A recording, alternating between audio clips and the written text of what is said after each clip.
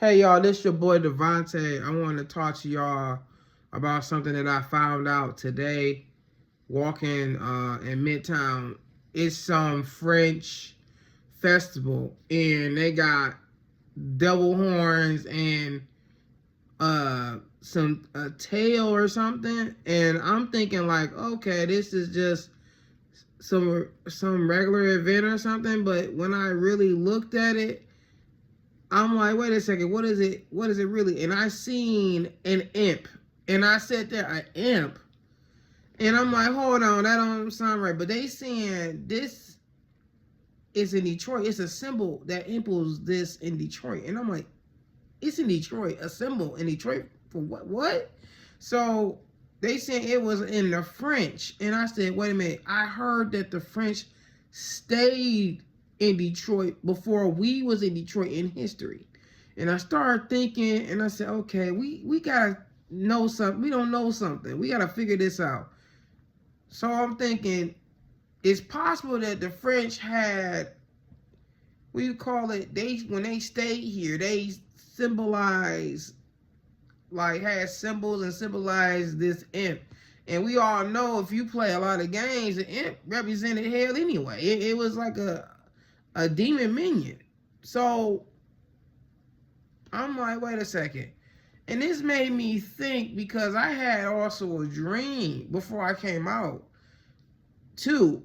And something told me to go to downtown because I live in downtown. Go to Marcus Market in downtown. And that's when I went and I started seeing it and I didn't notice it at first until Yava said, he said, don't freeze your resolve. Let loose, let it out. And I said, okay. And then when I looked and I noticed what I saw, because I didn't notice it at first because my resolve was frozen, stuck in place. As in I didn't let it out, like let it loose, let it come out, let it, let it burst. Because if I let it burst, my whole entire perception was 10 times better for me to see. And I also had a dream about, I was in a school and I was in my 20s. And I seen a white girl and she was pride and proud. And she was like demanding to get a blessing. Like, you gonna bless me. You gonna bless me. It was like, wait, what? You can't come into church like that. But there it is. I didn't have a dream of church. I had a dream of school. But school in the book, in the dream book, represent ministry, teaching and learning. So when I was like, wait a second. Okay, wait a second. And then the dream kept going to, because we're going back to the dream. I was walking the hallway just doing this, like, huh, I'm thinking. And I walked past this individual that I know. I'm not going to say his name. And I seen him and I knew what he represented, as in a coward and a traitor. And I know because I used to deal with him at school, and it was some stuff that, yeah, like the father had, Yahweh Elohim had warned me about before it to even happen. So I'm glad that, Yahweh was protecting me since then.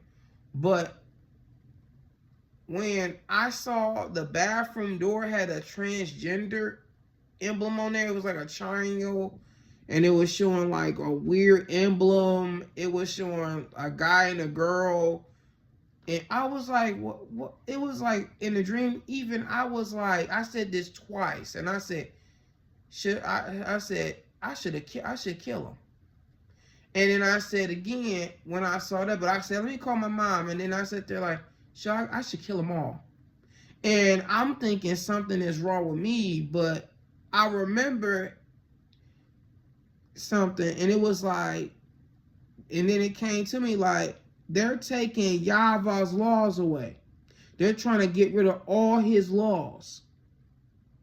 And that came to me, and the reason why I was acting like that was because I live for Yahweh Elohim. And if you try to take his laws away, Dawid, he was killing them all, wasn't he? And Joshua. But his real name is almost like Yahshua, but it's Yahshua. It's Yahshua, not Joshua, but Yahshua. And he was killing them all too. That's why it was like, when I saw that, I said, you know, like, wait a minute. Because spiritually, Yahweh was showing that might start happening. And it might start getting to the point that Yahweh's wrath, he's not going to come to save. He's going to come with a sword. And he's not just doing that coming down. He's going to use his people to start using swords. And using swords, whatever this century is on. So that means bombs, swords, you know, guns. It's going to be to a point like, no, because you're trying to take Yahweh's laws away. Because that's exactly what they're doing. You're thinking, well, because of a vegetable. Think about this. When is the Passover?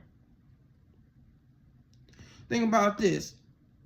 Everybody, I just told everybody to fast and pray and everything, because Yahweh was healing and blessing everybody, even me, because my sugar was getting low by itself without eating, without insulin or anything. I'm not a type 2.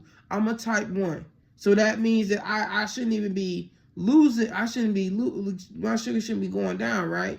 Because it should stay high, right? It's not. It's going down. And I have proof. I even have my meter. I can even show you.